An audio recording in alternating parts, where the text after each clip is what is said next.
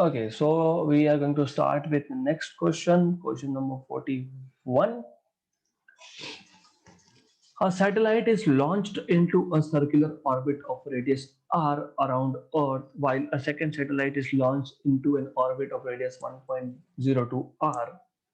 The percentage difference in time period of the two satellite is. बहुत simple question है. I am giving you hint and want you to solve this. आपको सिर्फ t is proportional to r raise to 3/2 ये use करके percentage difference निकालना है. This question can be solved in two different ways. Number one, by solving it. Number two, orally. Okay, how come you can solve this question orally? कैसे बताता हूं मैं. आपके पास एक सैटेलाइट है जिसको आपने आर ऑर्बिट में मतलब r1 इक्वल टू आर और दूसरा r2 इक्वल टू 1.02 आर ऐसा रखा है.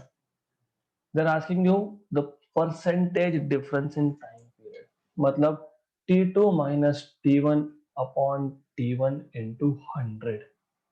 This is what you're supposed to find out, which means you can actually write down in place of t2 as r2 raised to 3 by 2 minus r1 raised to 3 by 2 upon r1 raised to 3 by 2. मतलब you can write down this as r2 by r1 raised to 3 by 2 minus r1 by r1 that is 1 into 100. मतलब you already know that r2 by r and this r is r1 basically is 1.02. तो 1.02 raise to 3 by 2 minus 1 ये सब करते बैठेंगे लंबा है. Right, what is smarter thing to do. 11 का पहला chapter. This is smarter thing to do. If t is proportional to r raised to 3 by 2 then delta t by t into 100 is 3 by 2 delta r by r into 100. Correct. याद है ये 11 का पहला chapter का last topic. Combination of error जो related था मैंने कहा था कि नहीं मैं लेने वाला हूं because you will need it. Right, तो अब can I write down this as r2 minus r1 by r1 into 100? Yes, I can. So can I write down as 3 by 2 r2 by r1 minus 1 into 100? Yes. r2 by r1 हमारे पास है नहीं, क्या है 1.02. 1.02 और into 100 minus 1 into 100. Right, good. तो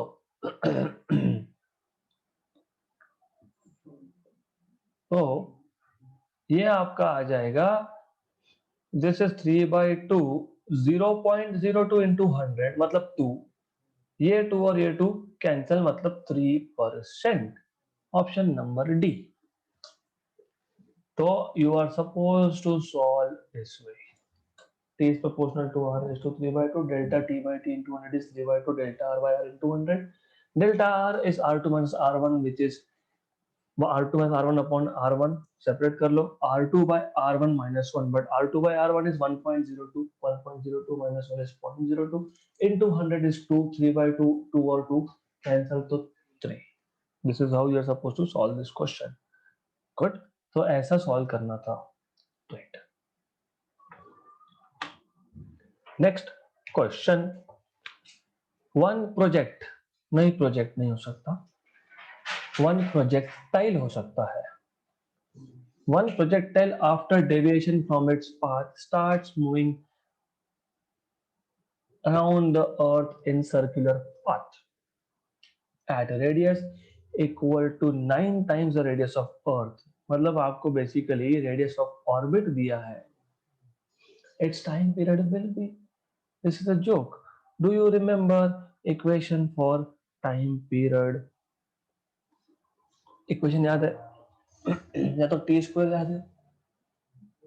t square क्या था 4 pi upon g m earth.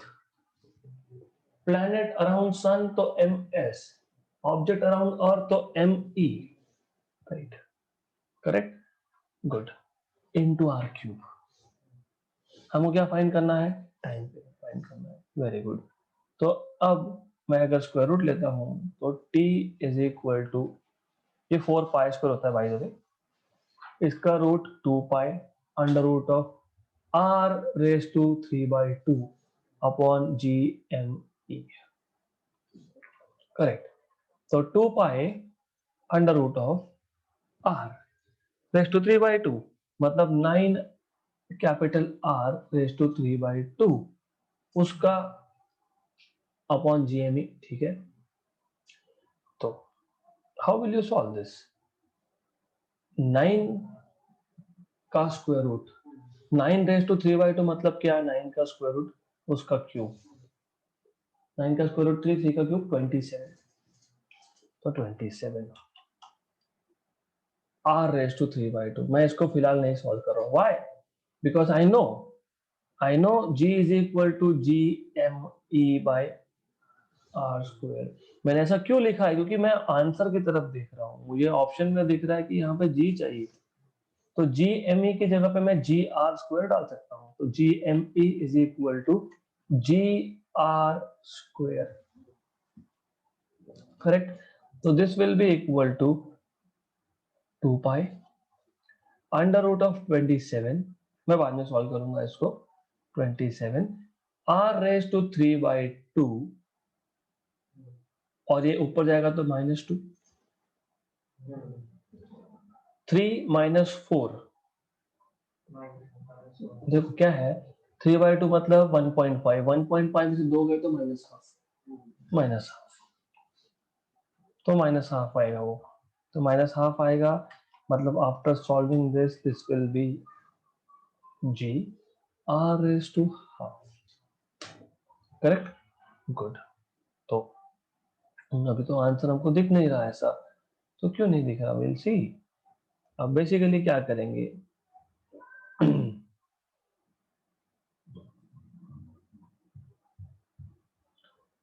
तो 27 को तो आप रूट से बाहर निकाल सकते हो, 9 into 3, okay, that can come out and we can solve. So where are we going wrong, somewhere we have went wrong, but where, that you need to tell me, where did we go wrong?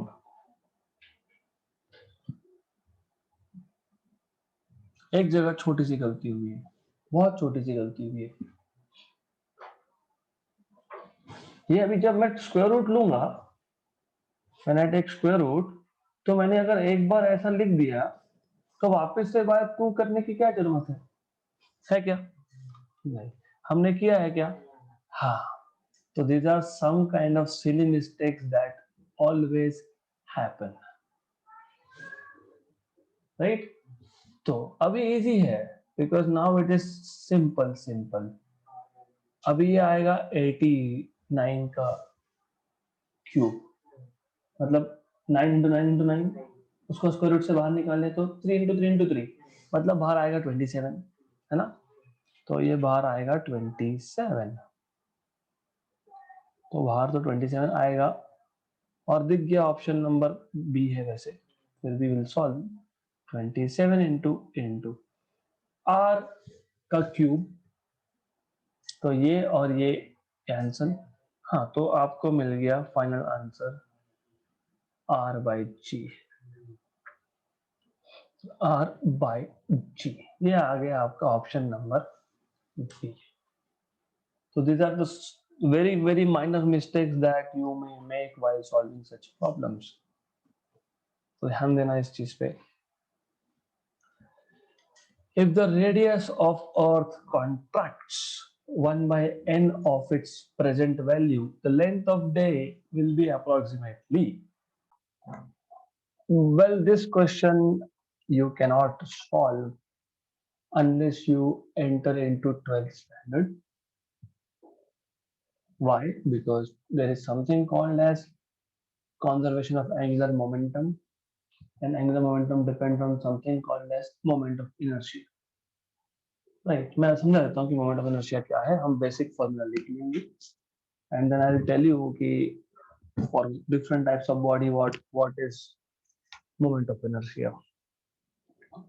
If you remember Newton's first law of motion, every body, if it is at rest, will remain at rest, or if it is moving with uniform velocity, it will keep moving with uniform velocity unless it is acted upon by external unbalanced force. तो किसने रोका? खुद के मास ने रोका. State change करने के लिए किसने रोका? खुद के मास ने रोका. मास को बोलते हैं इनर्शिया.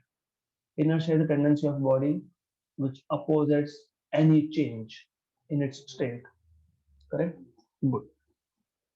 Similarly, अगर एक रोटेटिंग बॉडी है, वो रोटेटिंग बॉडी डोर भी हो सकता है, वो रोटेटिंग बॉडी एक रिंग भी हो सकता है, वो रोटेटिंग बॉडी एक डिस्क भी हो सकता है, वो रोटेटिंग बॉडी एक स्फीयर भी हो सकता है.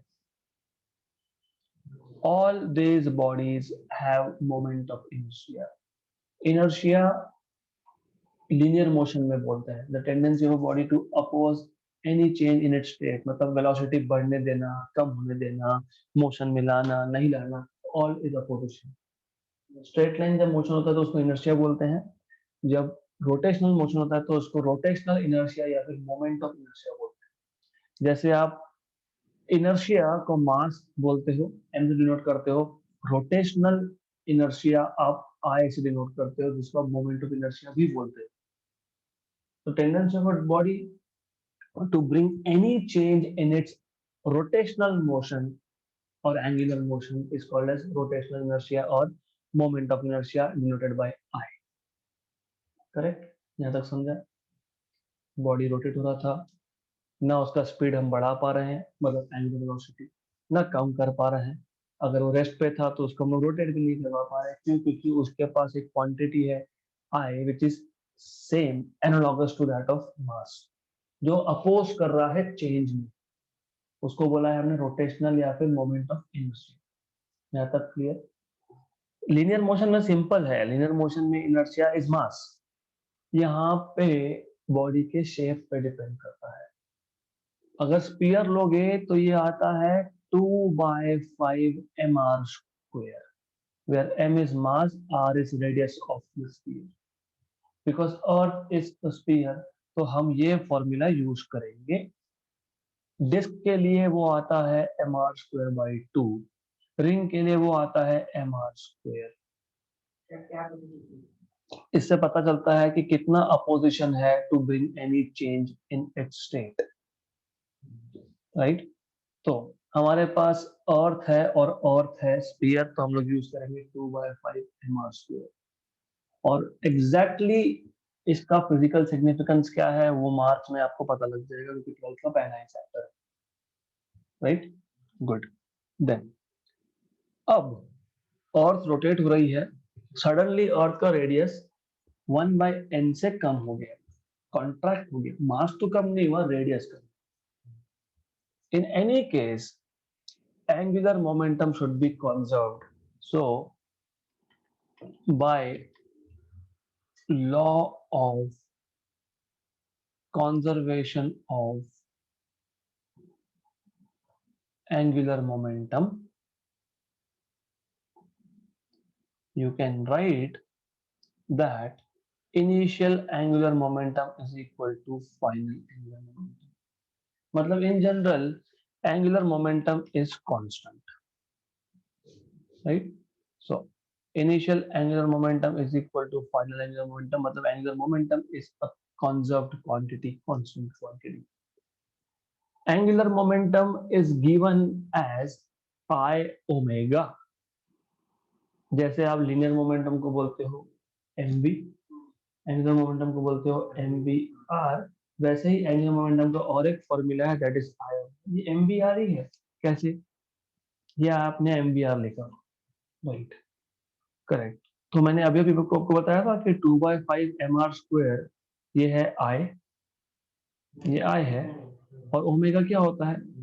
v equal to R omega, तो ओमेगा v/r. कैंसल कैंसल, आ गया क्या? mvr. सिर्फ 2/5 क्यों आता है? It comes from symmetry. Object disc है, ऑब्जेक्ट रिंग है, ऑब्जेक्ट स्फीयर है, वहां से आता है कांस्टेंट, राइट। तो ये MVR ही है बेसिकली, तो ये कांस्टेंट है। हमें क्या चाहिए, हमें चाहिए रिलेशन बिटवीन टाइम पीरियड, क्योंकि लेंथ ऑफ डे मतलब टाइम पीरियड ऑफ रोटेशन, और रेडियस क्योंकि रेडियस चेंज हुआ। तो मैंने आपको बताया ये 2/5 mr² है, ओमेगा 2π/t है इक्वल टू कांस्टेंट, राइट। अब मतलब ये है 2/5 mr², 2π equal to constant into T. हमको क्या बोला है, रेडियस चेंज हुआ, मास बोला क्या नहीं, तो mass constant, 2/5 constant, 2π constant, so t is proportional to r square. You cannot use t as proportional to r cube. वो होता है one body orbiting around other. ये सेम बॉडी है जो रोटेट हो रहा है, ये किसी और बॉडी के अराउंड रिवॉल्व नहीं हो रहा, body is rotating, suddenly contract हो, करेक्ट। तो ये पता होना चाहिए। So T is proportional to R square, तो T2 by T1 is equal to R2 by R1 का स्क्वायर। हमको क्या बोला है, R2 is R1 by N बोला है ना, तो R2 is R1 by N मतलब R2 by R1 is 1 by N, तो T2 is 1 by N square of T1, तो T1 कितना 24 hours, तो 24 by N square R, option number B है। अगर अर्थ सडनली हाफ रेडियस का हो गया, मतलब n की वैल्यू 2 हो गई, है ना, तो 24/4 6 आवर्स, तो 3 घंटे का दिन और 3 घंटे की रात, अप्रोक्सीमेटली बोल रहा हूँ, it depends on the location on the earth. फिर पोल पे जाओगे तो बोलोगे सन सेट ही नहीं हो रहा, ओके, तो वैसा नहीं होता है, वो 6 महीने तक सनसेट नहीं होता है एक पोल पे और सनराइज नहीं होता दूसरे पोल पे। Good, this is how you are supposed to solve this question. My advice is, after I finish this class, when you go back home, you must go through this question again as many as times as you want and make some notes, okay, तो 12th में आपको काम में आएगा ये। Next question, 5 kilogram and 10 kilogram spheres are 1 meter apart, R दिया है, M1 M2 दिया है, where the gravitational field intensity is 0 from 5 kg block। मैंने आपको कल बताया था ये 5 किलो है, ये 10 किलो है। मैंने आपको बताया था कि किसी भी पॉइंट पे इक्विलिब्रियम होने के लिए ग्रेविटेशनल फोर्स 0 होता है, लेकिन यहाँ तो मास नहीं था। फिर मैंने कल बताया था आपको कि हम लोग यहाँ पे टेस्ट मास रख देते हैं, क्यों, क्योंकि हमने ग्रेविटेशनल फील्ड इंटेंसिटी सीखा नहीं था, और अभी तो आपको पता है व्हाट इज फील्ड इंटेंसिटी, तो मैं आपको वापस बता रहा हूँ। देखो ऐसा है, this is some point P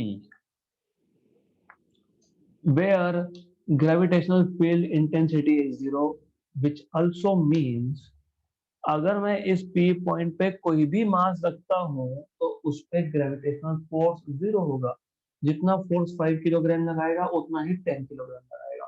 तो ये क्वेश्चन दो तरीके से सॉल्व हो सकता है, राइट, या तो ग्रेविटेशनल फोर्स वहां पे 0 कर लो, मतलब ये मास 1 है, ये मास 2 है, फिर आप बोलोगे फोर्स एट पॉइंट P या फिर force on mass M due to M1 and force at mass M due to M2, they are equal but opposite in direction।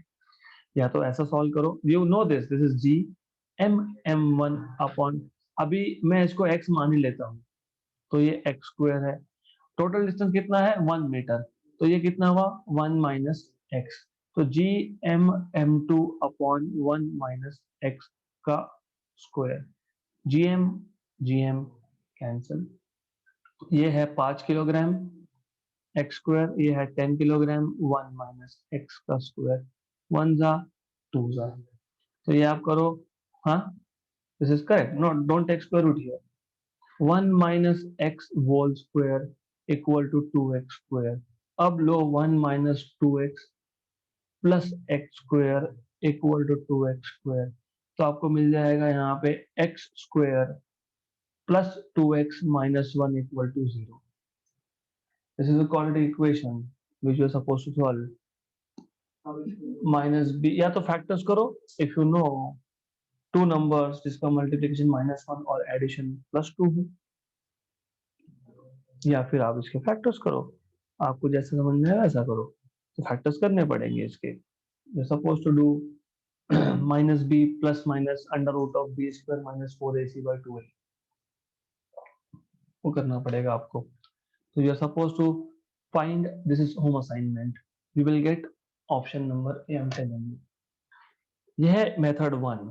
Method 2 में मैंने आपको बताया था it is exactly the same. Gravitational force और electrostatic force.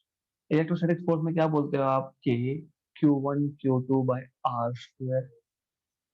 अगर मैं इसको Q बोलता हूं आर स्क्वायर, हमने क्या लिखा, फोर्सेस को इक्वल लिखा है, R1 R2. मैं वापस समझा देता हूँ, ठीक है, नो इश्यूज. ये तो पक्का पता होगा. फिर आपको ये भी पता होगा कि ये जो पार्ट होता है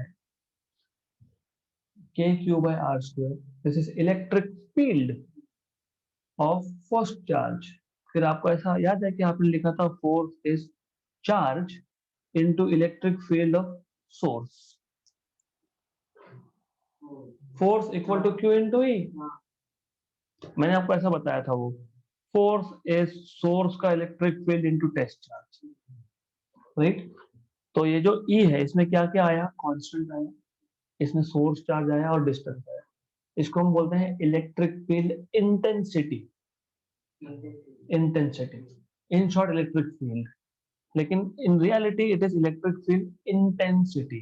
तो वैसे ही ग्रेविटेशनल फील्ड इंटेंसिटी क्या होगा, इसको डिनोट करूंगा IG से. G source mass by distance square. अभी अगर P पॉइंट पे इंटेंसिटी 0 है तो मैं मास नहीं रखूंगा, मुझे जरूरत ही नहीं है मास. मैं बोलूंगा इंटेंसिटी 0 है ना, तो बस मैं बोलूंगा कि intensity due to first sphere of 5 kg is equal to intensity due to second sphere. मतलब यहाँ पे आप लिखोगे G into 5 upon X square, G into 10 upon 1 minus X का स्क्वायर. कैंसल कैंसल, 1 जा 2 जा. So you are directly over here now, right? तो gravitational field intensity का एक क्वेश्चन मैंने कल भी लिया था लास्ट सेशन में, and today also we have done one thing. So you should always remember gravitational field intensity has the same structure as that of electric field intensity.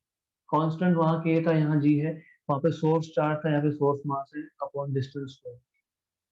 Exactly the same structure. तो बाकी तो वो आप खुद solve करोगे, जो भी fact जो भी आएगा आपका रूट्स, है ना. क्वाड्रेटिक इक्वेशन के रूट्स आपको पता है कैसे निकालते हैं. Minus B plus minus under root of B square minus 4ac upon 2a. वो सॉल्व करके आपको इसका आंसर मिलने वाला है. नहीं, acceleration is not this. We will see that again later, but this is not acceleration. वो gm by capital R square होता है. हाँ, मतलब अच्छा, you are saying about small g. हाँ तो सेम है वो. Yes, exactly. If you are saying about acceleration due to gravity, हाँ तो that is a thing ना, you need to notice कि acceleration due to gravity, लेकिन वो acceleration due to gravity of earth है. ये दो मास के बीच का पॉइंट है. फॉर्मूला वाइज ये सेम है, लेकिन इसका फिजिकल सिग्निफिकेंस, फिजिकल मतलब अलग है. That was gm by r square.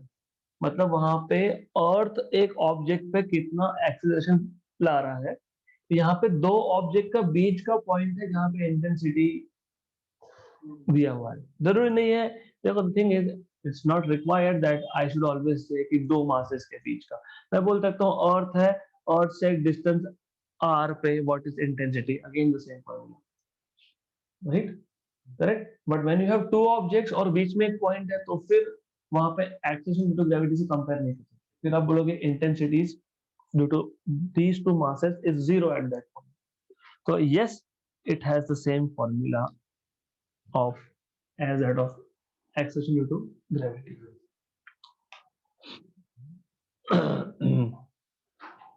A body is projected up with a velocity equal to 3/4 of escape velocity. So velocity is 3/4 of escape velocity from the surface of Earth. And you should know that escape velocity from the surface of Earth is under root of 2 times of gm by r. Capital R क्यों? क्योंकि अर्थ की surface से project किया था, height से किया होता तो कैपिटल आर प्लस एच होता। Good.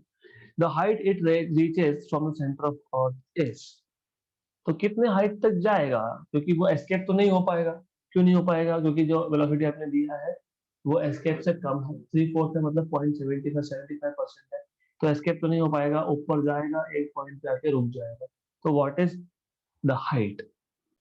So you are supposed to do what? I am just telling you how you are supposed to solve this question. I'm giving a hint. जब object, जो भी object है, body है, जब वो object अर्थ की surface पे था, राइट, तब उसका कुछ पोटेंशियल एनर्जी रहा हो, that is minus G M N by capital R. क्योंकि फॉर्मूला क्या है? Minus G M N by small R capital R plus H. तो अर्थ की सरफेस पे तो हाइट जीरो है, तो minus G M N by capital R. अब आप अर्थ की सरफेस पे ही उसको वेलोसिटी दे रहे हो, मतलब अर्थ की सरफेस पे कुछ टोटल एनर्जी रहा होगा अर्थ की सरफेस पे, that is kinetic plus potential. Kinetic energy you can find by half M V square, और वी आपके पास है। जब वो एक हाइट पे पहुंच जाएगा वो रुक जाएगा, मतलब at that height total energy is just potential energy, right. तो फिर आपको क्या करना है? You are suppose to apply conservation of total energy, मतलब सरफेस पे और हाइट पे टोटल एनर्जी को इक्वेट करना है, and then from that you can find out value of H. Total energy at surface कितना? पोटेंशियल, पोटेंशियल कितना? Minus G M M by are.